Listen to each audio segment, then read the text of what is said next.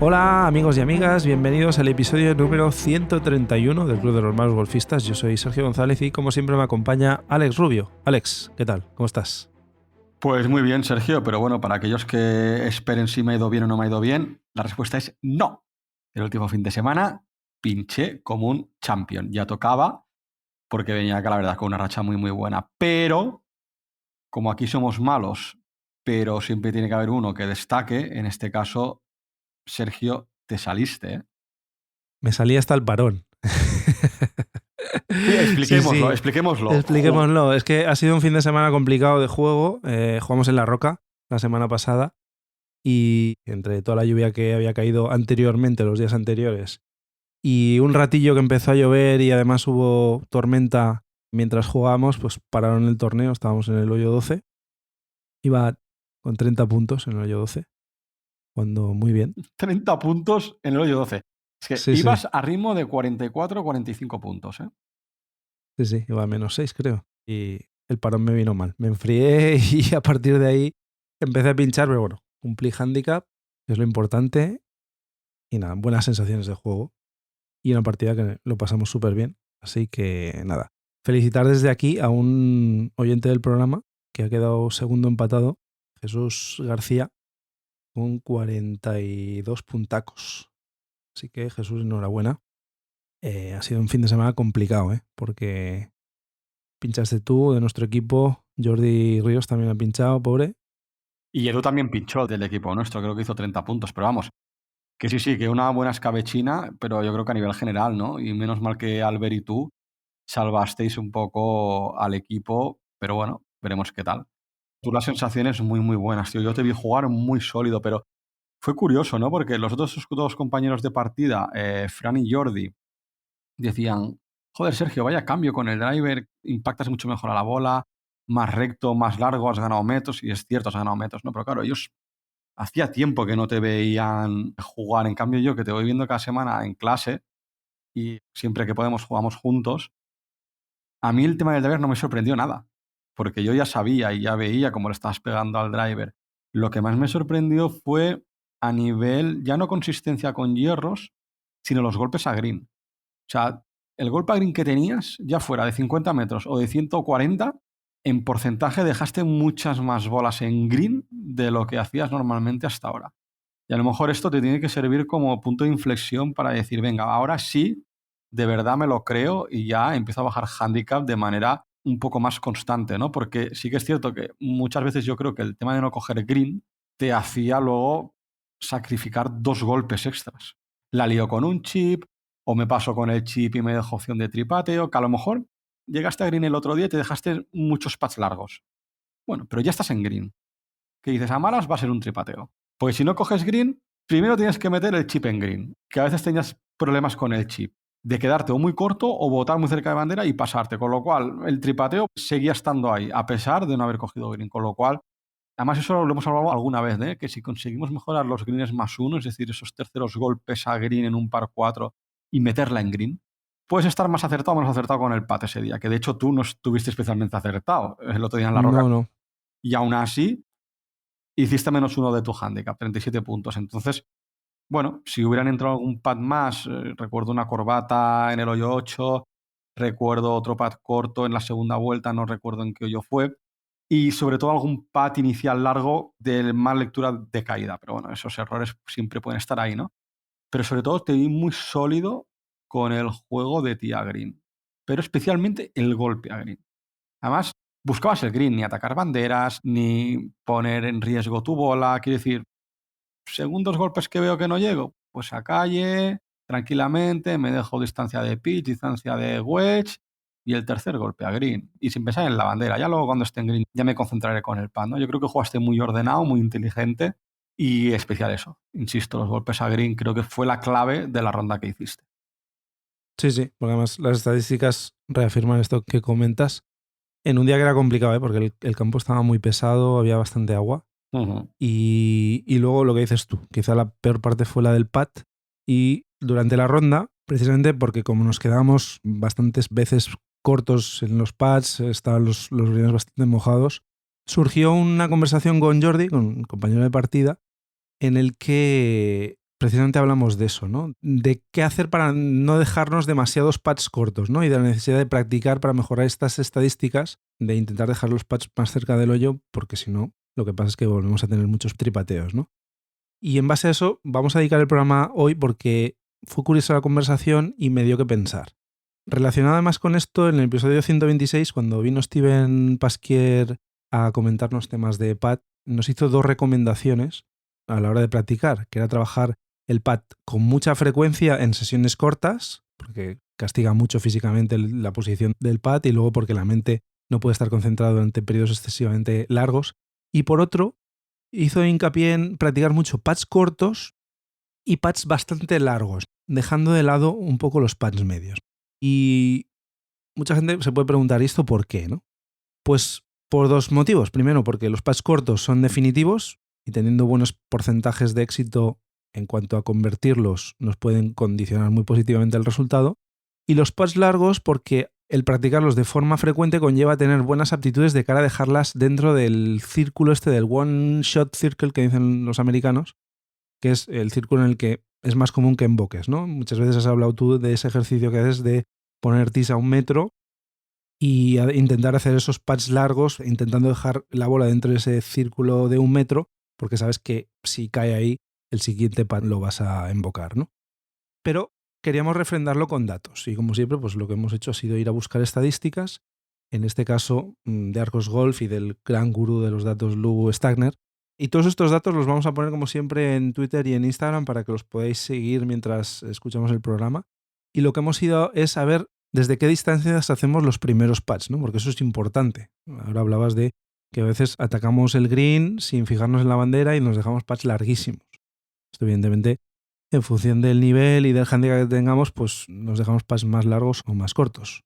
Y de hecho, de esta tabla que vamos a comentar ahora, vamos a hablar de handicap 0 hasta handicap 20 con incrementos de 5 en 5, ¿vale? Por un handicap 0, el primer pad lo suele hacer desde 5 a 10 pies, de 2 a 3 metros y medio aproximadamente, ¿vale? Es el porcentaje mayor. Sí, y luego muy similar sería de 15 a 20 pies y de 20 a 30 pies. El tanto por ciento de pads que hacen por primera vez de 5 a 10 pies es del 18,9 y le seguiría un 18,2 de 20 a 30 pies. Luego nos iríamos a un 16,9 de 15 a 20 pies. Es decir, que más o menos dejan la misma cantidad de bolas en el green de 5 a 10 pies respecto a 15, 20 y 20, 30, ¿vale? Pero si nos vamos al otro extremo, un handicap 20, el 25% de las veces tirará su primer pad entre 5 y 10 pies, es decir, que una de cada 4 veces la bola cuando llega a green la deja entre 5 y 10 pies, pero luego ya nos vamos a un 16%, que sería la cantidad de veces que deja la bola entre 15 y 20 pies para ejecutar el primer pad. Yo aquí hago una lectura muy importante y es que un handicap 0 coge más líneas en regulación, eso es evidente, y claro, al pegar distancias más largas para dejar la bola en green, cuesta más dejarla cerca del hoyo, ¿no? En cambio, un handicap 20, pues muchas veces no conseguirá green en regulación y hará el típico chip o el típico approach corto donde es más fácil dejar la bola más cerca, ¿no? De ahí que cuanto más handicap, más diferencia hay entre esa distancia respecto al resto de distancias donde tiramos el primer pad. Pero sí que el factor común es que el primer pad lo solemos tirar entre 2 y 3 metros y medio. Pero luego también los porcentajes mayores en todos los handicaps están entre 15 y 30 pies, que estaríamos hablando entre aproximadamente 5 y 10 metros, ¿vale? Luego, evidentemente, si los greens son más grandes, pues podemos tener distancias más largas, ¿no? Pero lo normal es que no tengamos pads de 15 metros. ¿Alguna vez puede pasar? Sí. De hecho, todos los handicaps, por lo que estamos viendo, más o menos dejan entre un 10 y un 11% de veces la bola entre 30 y 40 pies para lanzar el primer pad, ¿vale? Pero no sería lo más habitual. Sí, básicamente es eso. Hay 2 franjas donde la bola aterriza, ¿no? Si el golpe al green es corto, la dejas entre 5 y 10 pies. Menos de 5 pies, evidentemente un handicap scratch pues tenderá a dejarlos a un porcentaje mayor, pero un handicap 20, por ejemplo, no tiene todavía esa finura en el juego corto como para dejarlo más cerca de 5 pies, ¿no? Y luego esa franja de entre 15 y 30 pies, que es cuando tiras, se supone, los golpes de approach desde más lejos. Y luego, para handicaps entre 10 y 20, aumentan un poco los porcentajes de primeros putts desde menos de 5 pies, o sea, putts muy cortitos, a costa de disminuir un poco los de entre 5 y 10 pies. Y mantienen un porcentaje muy similar en putts entre 15 y 30 pies. El porcentaje de primeros putts entre 30 y 40 pies, o sea, ya putts largos, es exactamente el mismo para un handicap 10 que un handicap 20, un 11%. Con lo cual, es una franja que no cambia a medida que vas bajando de handicap. Es curioso, pero es así. Entonces, cogiendo todos los handicaps, entre el 28 y el 32% de los primeros putts se dejan en menos de 3 metros, hemos quedado, ¿no?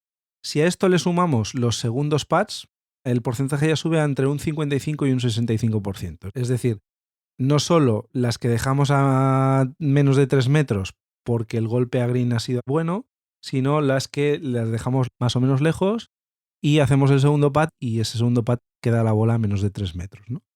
Porque no es habitual dejar un segundo putt o un tercer putt a más de 3 metros del hoyo. Quiere decir que lo has leído muy mal o que de repente hay una caída exagerada y la bola ha empezado a rodar y se ha alejado más de lo que estaba, pero eso no es habitual, es un porcentaje prácticamente irrisorio, ¿no?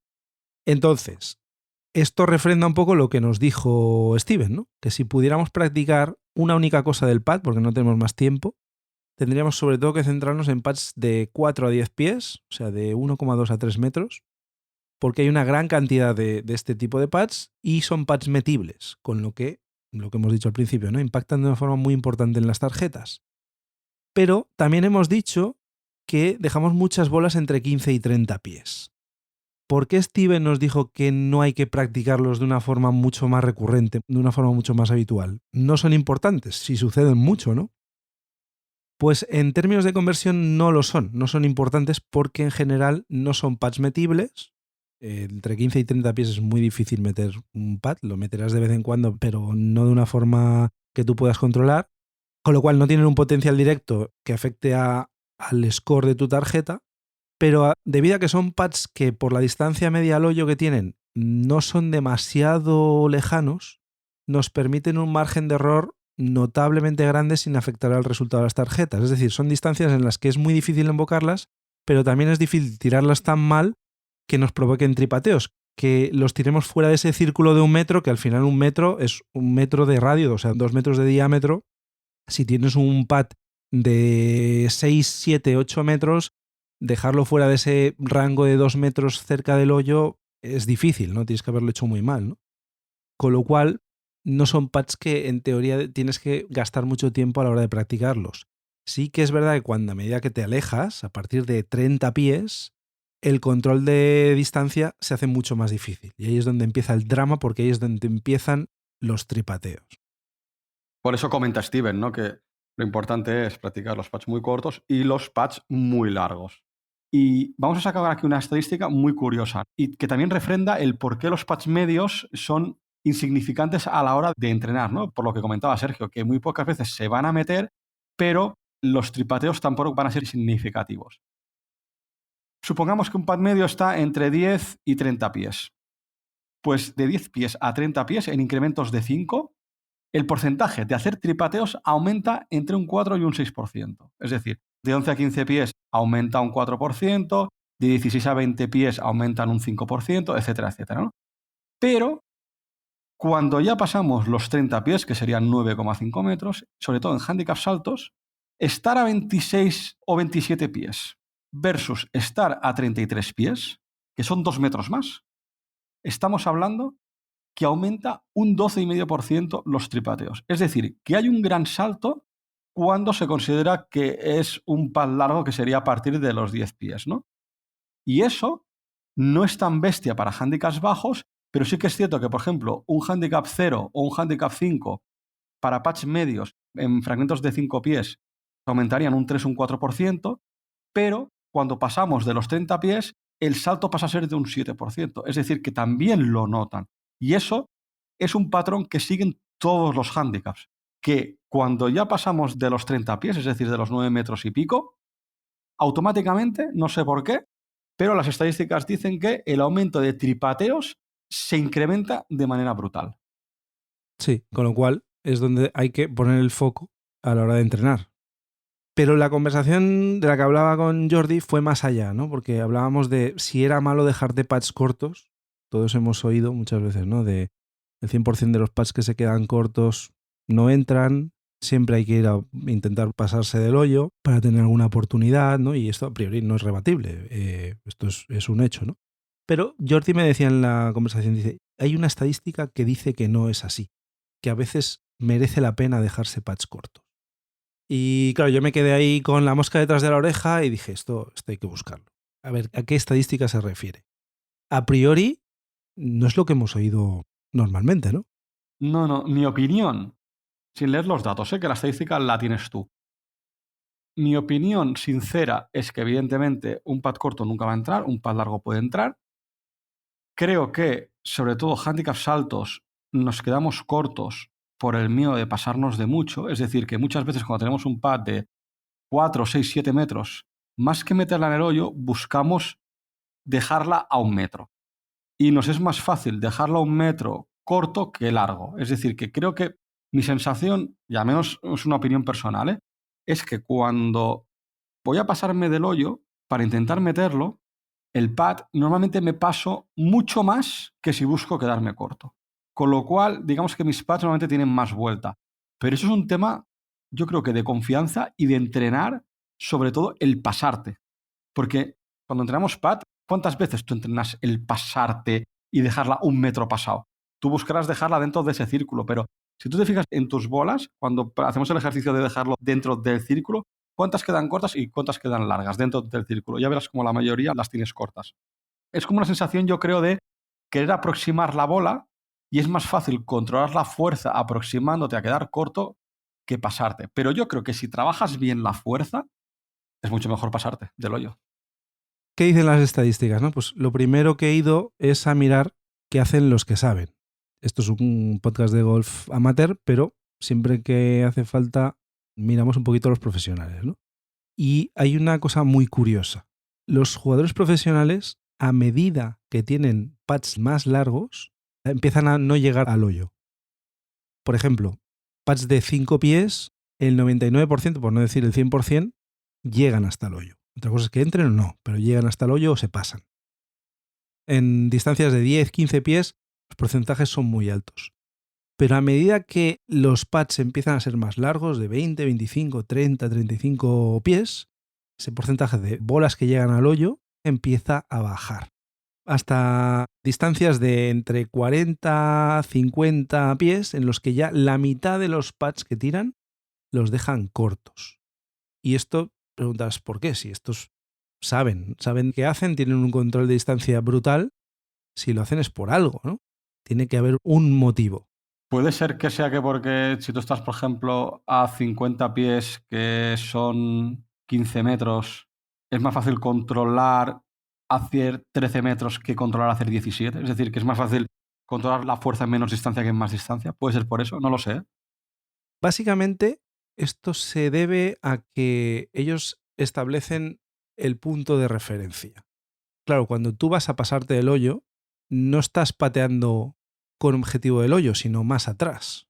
Mientras que si pateas a intentar quedarte corto, eso porque estás dejando tu hoyo de referencia corto o es el propio hoyo el que estás cogiendo. Hay un dato.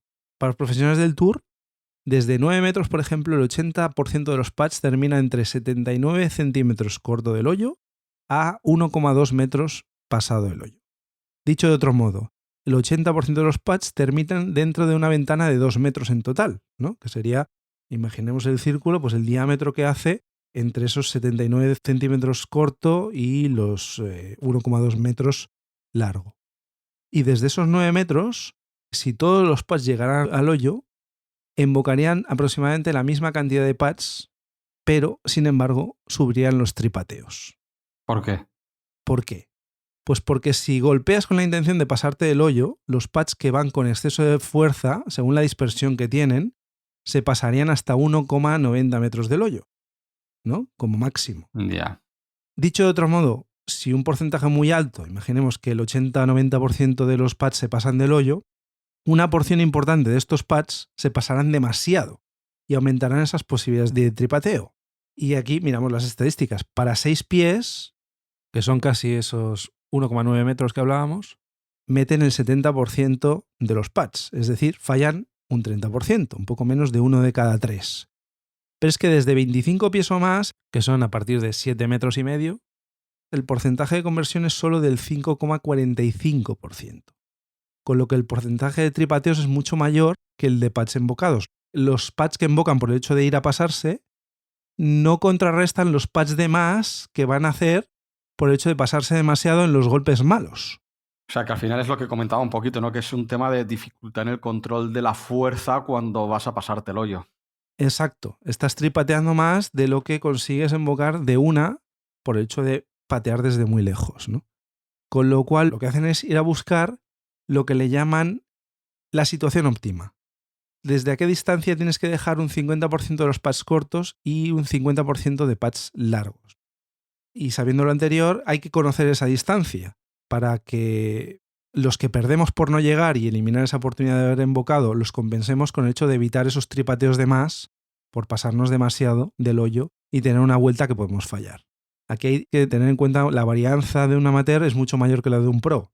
Los pads que te pasas mucho más que un pro que tiene una varianza mucho menor, ¿no? Y los que te quedas cortos, te quedas mucho más corto. Exactamente, pasa exactamente igual. Entonces, por estadística, según los cálculos de dispersión por handicap, las distancias óptimas a partir de las cuales es conveniente ese ratio de 50%, de quedarte 50% corto, 50% largo, para un scratch son 12 metros, para un handicap 5, 10 metros, para un handicap 10, 8 metros y medio, para un handicap 15, 7 metros y para un handicap 20, por ejemplo, 6 metros, que sería la mitad de un Buah, scratch. O sea que a buah. partir de 6 metros, para un handicap 20, merece la pena ir de vez en cuando a dejarte los pads cortos. Por el hecho de que cuando hagas un pad demasiado largo no te pases excesivamente y tengas una vuelta que sea inalcanzable para ti y que vayas a tripatear seguro. Luego, cuando estemos cerca del hoyo necesitamos meter más pads. Desde 3 metros, los profesionales de circuito llegan al hoyo aproximadamente un 95% de sus pads. Que no quiere decir que los emboquen, pero al menos hacen que la bola llegue hasta ahí. Pero claro, a medida que subimos el handicap, se acorta esa distancia porque nosotros embocamos pads desde menos distancia que los profesionales. Aquí también hay unas estadísticas. Para un scratch, esa distancia de intentar que el 95% de los pads lleguen es de 2,9 metros y va bajando más o menos una décima o 2 décimas cada 5 niveles de handicap. Un handicap 5 serían 2,7 metros, un handicap 10 2,6, un handicap 15 2,4 y un handicap 20 2,3. Entonces, la conclusión cuál es? Que a medida que pasas de la distancia de ese 95% de pads que tienes que dejar que lleguen al hoyo y te acercas a esa distancia óptima del 50%, deberías empezar gradualmente a dejar más pads cortos del hoyo. Al final, un buen control de velocidad no se trata de meter todos los pads, sino intentar compensar esos tripateos de más que harías por el hecho de no controlarlo bien. Curioso, ¿eh? Me ha sorprendido el dato, sobre todo el del tema de en función del handicap a cuántos metros tienes que empezar a dejarte pads cortos. Curioso. Sí, al final, claro, es conocer tus dispersiones. Y eso a mí, por ejemplo, me ha pasado, ¿eh? Yo alguna vez he intentado pegar un pad y decir, no me voy a quedar corto. Me pasó este fin de semana, el 18, ¿no? Fui a meterla y me pasé demasiado. Y luego la vuelta no conseguí invocarla, hice un tripateo, ¿no? Eso es lo que tenemos que entender de estas estadísticas, que no por intentar tener la posibilidad de invocarlo, estamos haciendo lo correcto. Porque podría ser que nos pasáramos de más y luego en el cómputo global de golpes tendríamos un tripateo por el hecho de haber intentado meterla de uno, ¿no? Ya. Así que si alguna vez os dejáis un pad corto, no os lamentéis. Básicamente esa es la lectura. No os lamentéis de decir, es que qué tonto soy, la he dejado corta y no he podido invocarla, no he tenido ninguna oportunidad. Bueno, a lo mejor has hecho que vayas a invocar de 2 y has evitado la posibilidad de un tripateo, ¿no? Que al final Claro. pues te hubiera afectado negativamente en la tarjeta. Con lo cual también esto, a nivel de sensaciones, a nivel psicológico, ¿no? Porque también hablaba Jordi del componente psicológico, el hecho de dejarte pads cortos, sobre todo desde distancias largas, no tiene por qué ser estratégicamente algo malo. Curioso.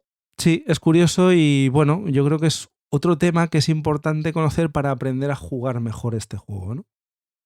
cuando vas entendiendo este juego un poco más, pues si tienes estos pequeños tips, muchas veces te ayudan también a mejorar las tarjetas. Así que nada, habrá que seguir trabajando el pad y ahora pues cuando enfoquéis este tipo de entrenamientos, pads largos, pues que sepáis en función del handicap que tengáis, pues que a partir de cierta distancia merece la pena dejarte pads cortos y algunos pads largos, ir compensando para intentar estar ese 50% y que el hoyo sea vuestro punto de referencia central y no pasado el hoyo 20-30 centímetros porque puede provocar mayores desastres.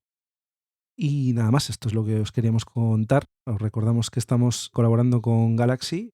El circuito Galaxy Golf sigue este próximo fin de semana. Estamos en Sant Cugat, con gran éxito de participación. Evidentemente no podía ser de otra forma con esa posibilidad exclusiva de poder jugar este campo en un circuito privado. Y la semana que viene estará en Golf Fontanals. Ojo, solo 4 y 5 de abril, no se juega el domingo, se juega solo viernes y sábado. Además computa para la Galaxy Golf League, la competición por equipos.